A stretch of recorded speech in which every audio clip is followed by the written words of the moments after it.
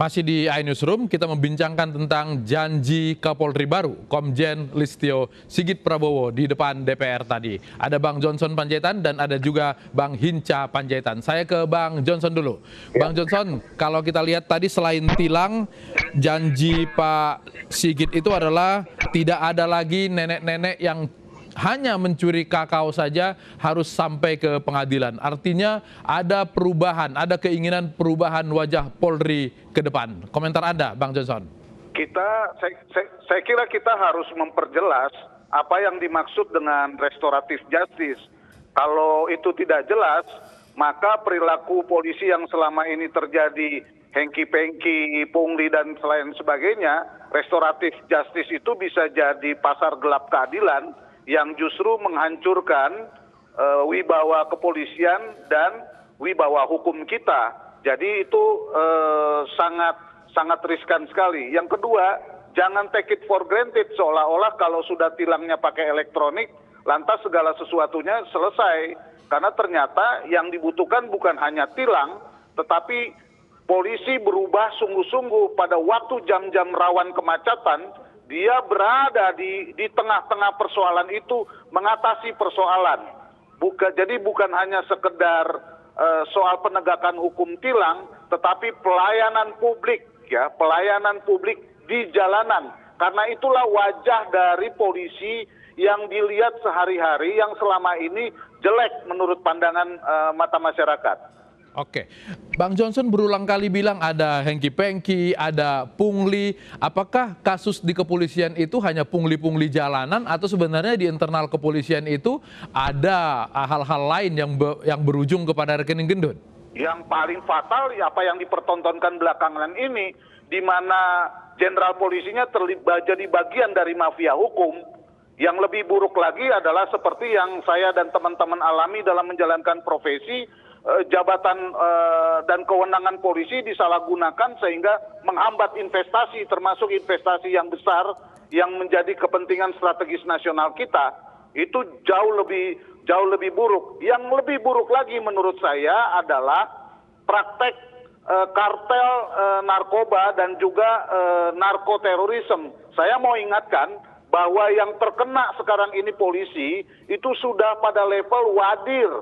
Ya, wadir. Jadi ini mau warning menurut saya karena praktek narkoba seperti yang terjadi sekarang ini masih menggerogoti institusi kepolisian sampai pada tingkat bawah maupun yang pada tingkat atas. Oke, di level atas kalau kasus pungli-pungli ini ada catatan dari IPW? Oh, catatannya banyak sekali catatan-catatan itu, dan catatan itu bukan hanya persoalan semakin diperkecilnya pertemuan antara petugas dengan masyarakat. Tidak hanya itu, karena perilaku-perilaku yang terjadi justru di level-level yang lebih tinggi, permainannya malah lebih elit, lebih tersembunyi, lebih setengah kamar, lebih tidak kelihatan gitu loh. Oke, saya ke Bang Hinca yang ikut tadi fit and proper test. Apakah masalah pungli ini bisa kemudian menghambat Pak Sigit memperjuangkan reformasi Polri? Karena internal kepolisian yang begitu banyak terlibat seperti disampaikan oleh Bang Johnson tadi, bisa saja kemudian menimbulkan perlawanan di internal. Bagaimana Bang Hinca? Tadi statement yang pendek tapi bisa kita tangkap dari Pak Sigit itu adalah misalnya yang kena tadi sindikat narkoba. Hanya ada satu kata katanya, pecat dan penjarakan, gitu ya. Dan saya kira memang harus itu jawaban terhadap apa yang tadi sudah disampaikan Bung Johnson dengan sangat luas dan lebar, dan itu betul menjadi concern kita semua tadi. Bagaimana melakukan itu. Sehingga ketika Pak Sigit mengambil tema presisi, meskipun itu singkatan, tapi kalau kita ambil kata presisi itu artinya kan zero mistake, ya, tepat sasaran begitu. Dan itu tantangannya berat sekali. Namun demikian, paling tidak dia sudah mau mengatakan, saya akan lakukan dengan cara-cara yang disebut tadi presisi tadi gitu. Meskipun pengalaman kami di Komisi 3 selama ini tidak mudah, seperti yang disampaikan Bung Johnson itu. Sangat tidak mudah. Karena itu tadi fraksi Partai Demokrat mengingatkan agar juga sampai ke level bukan hanya di Mabes Polri, tapi Polda, Polres, sampai ke Polsek, sampai ke Babinkum, Babinsanya itu yang sampai di bawah terkecil sekalipun. Karena dia menjadi ujung paling kecil atau paling terdekat dengan masyarakat yang bisa menjadi mainan yang tadi disebut Bung Johnson tadi itu. Sehingga kami mengingatkan, meskipun Kapolri sudah katakan tadi, Calon Kapolri mengatakan, kami tidak akan tumpul ke bawah, tajam ke bawah, tumpul ke atas. Kami katakan, tambahkan lagi, yaitu jangan tajam ke samping kanan, tapi tumpul ke samping kiri, terutama misalnya partai-partai yang berada di luar pemerintahan, gitu. Nah, jadi nggak hanya Bung Johnson, nggak hanya tajam ke bawah, tumpul ke atas, tapi juga yang ke kiri dan ke kanan itu juga, supaya betul-betul adil, gitu. Oke, kenapa Bang Hinca menyinggung-nyinggung soal partai yang tidak ikut di pemerintahan? Apakah Bang Hinca merasa Partai Demokrat mendapatkan hal-hal yang kurang elegan dari kepolisian selama ini? Kita mau mengingatkan bahwa polisi kita adalah polisi semua partai, kan? Polisi semua orang Indonesia, polisi kita semua, supaya betul-betul imparsial, betul-betul fair, kan? Itu yang kita mau ingatkan.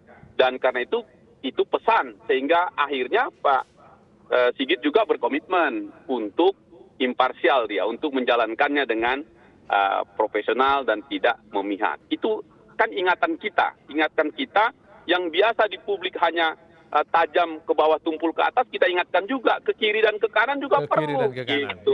Iya. Oke, Pasti Bang Johnson. setuju lah itu. Iya, oke, Bang Johnson, ini harus imparsial. Tadi kalau kata Pak Sigit, dari presisi itu di ujung adalah transisi berkeadilan. Ya. Ini hambatannya dari mana? Internal atau publik, partai politik dan segala macam? Apakah bisa diatasi? Saya kira sebagai orang yang memahami duduk masalahnya, apa yang dikatakan oleh Hinca itu bukan cuma peringatan, tapi itu satu indikasi bahwa jabatan Kapolri ini memang juga jadi lirikan politik partisan, ada kepentingan-kepentingan politik partai juga di situ. Tetapi sebagai orang yang terus-menerus melakukan kontrol terhadap polisi, saya mau mengatakan bahwa polisi bukan untuk melayani presiden, apalagi partai terpilih. Ya, polisi untuk melayani rakyat, melayani hukum, melayani konstitusi, dan menegakkan keadilan. Nah, kadang-kadang justru politisi-politisi ini yang menginterpretasikan macam-macam, akibatnya institusi polisi ini juga jadi kancah politiking, begitu. Itu yang jadi soal. Dan ini berimplikasi nanti bukan cuma sekedar melakukan pengawasan, tapi support budgeting dan lain sebagainya, kebijakan-kebijakan, peraturan-peraturan dalam rangka penguatan polisi menjadi penegak hukum sipil yang baik, dan penegak hak asasi juga yang bisa diandalkan, dan wajahnya adalah wajah yang sangat dekat dengan rakyat. Itu yang harus kita dorong menurut saya. Tetapi saya mengerti, karena ini kan situasinya sudah start 2024. Politiking seperti yang dimainkan oleh Partai Demokrat atau yang diingatkan oleh Pak Hinca itu memang sudah dimainkan sejak awal menurut saya. Baik, oke, saya terakhir ke Bang Hinca. Bang Hinca, bagaimana kemudian menjaga Kapolri ini tidak kemudian menjadi bagian dari politiking seperti kata Bang Johnson tadi? Ya, kita butuh Bang Johnson, kita butuh media, kita butuh banyak pihak, semua kita, untuk membantu Komisi 3 melakukan pengawasan yang ketat atas komitmen dan janji-janji Pak Sigit ini. Ini pekerjaan yang besar, pekerjaan mulia, pekerjaan kita semua, apalagi dalam masa pandemi ini, untuk mensukseskan pembangunan kita yang terpaksa harus, saya katakan, berjalan di tempat, karena memang keadaan yang sangat berat. Dan karena itu pula lah, kita butuh Kapolri yang, saya setujulah presisi tadi sebagai sebuah komitmen untuk tepat sasaran, begitu ya. Baik. Oke, duo Panjaitan mengepung satu Siregar. Terima kasih sudah bergabung di iNewsroom.